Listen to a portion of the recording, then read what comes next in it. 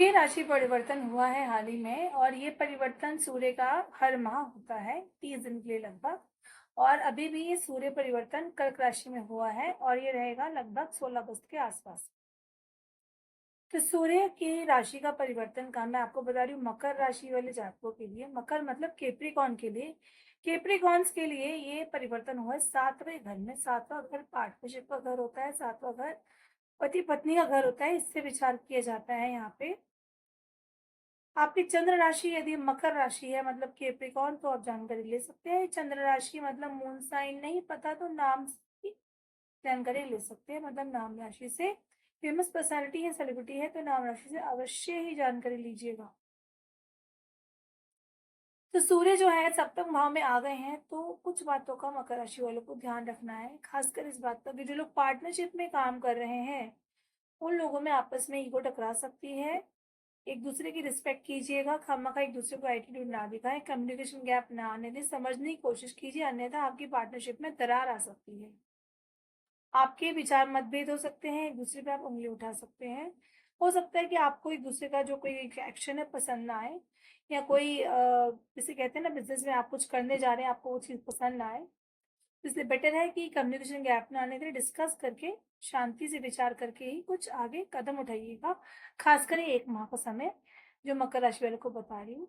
जो लोग private job कर रहे हैं, सरकारी नौकरी कर रहे हैं, ध्यान रखिएगा सीनियर्स का आपको सपोर्ट मिलेगा, लेकिन आपके जो कलीग्स हैं वो आपके साथ कोई छेड़छाड़ी ना करें, अर्थात कुछ ऐसा ना हो कि उनसे नहीं हो पा रहा है, आपके गले में डाल दिया और वो चीज़ फिर आपको बहुत हावी हो जाए सँभालने के लिए।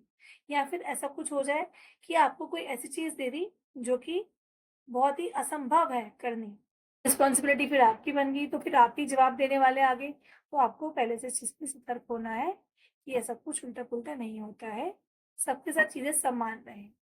बेटर होगा मकर राशि वाले जो जॉब कर रहे हैं, चाहे मतलब चाहे सेल्फ एम्प्लॉयड है, चाहे वो लोग अपना प्राइवेट जॉब कर रहे हैं, चाहे सरकारी नौकरी कर रहे हैं, जितना सेल्फ इंडिपेंडेंट रहें, उतना आपके लिए अच्छा होगा। कई बारी सेल्फ एम्प्लॉयड होते हुए भी हम दूसरे पे निर्भर होते हैं। कोशिश कीजिएगा कि आप जितना सेल्फ इंडिपेंडेंट रहे उतना आपके लिए अच्छा होगा। दूसरों की चीज़ें कमी छोड़िए, कहने का मतलब ये है। थोड़ा आपको व्यायाम की ज़रूरत है, योगा की ज़रूरत है। सूर्य अस्त के बाद लंबे समय तक ना जगें।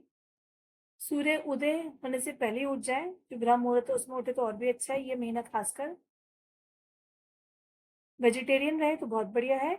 मद्यपान से बचें, गलत संगति से बचें, ये सारी चीज़ें बहुत ज़रूरी है इस समय आपके लिए।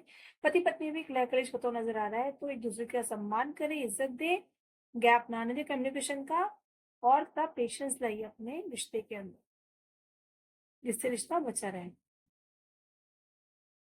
यदि ऑलरेडी आप बहुत समझदार हैं, तो कोई इतनी दिक्कत की बात नहीं होगी, लेकिन अगर शॉर्ट टेम्पर्ड हैं, तो प्रॉब्लम हो सकती है। इसलिए एक-दूसरे का सम्मान करना बहुत आवश्यक है हमारे लिए।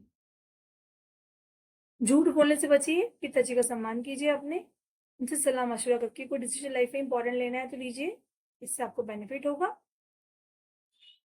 पथभ्रष्ट होने से बचिएगा, अहंकार की मात्रा अपने अंदर मत लाइएगा, खामखा क्रोध भी मत कीजिए, इससे कोई फ़ायदा नहीं, अपना ही नुकसान कर बैठेंगे।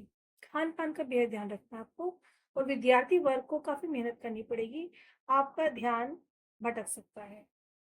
हो सकता है कि आपको लगे जो हम कर रहे हैं, खुद को ही सैटिस्फैक्शन की कमी महसूस होगी, एंग्ज़ायटी प्रॉब्लम्स भी हो सकती हैं आपको, मन विचलित रहेगा।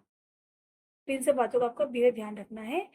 प्राणायाम कीजिएगा, सूर्य को अर्घ दीजिए, पिताजी का सम्मान कीजिए, गायत्री मंत्र का पाठ करें, इससे आपको फ़ायदा होगा। नमस्कार।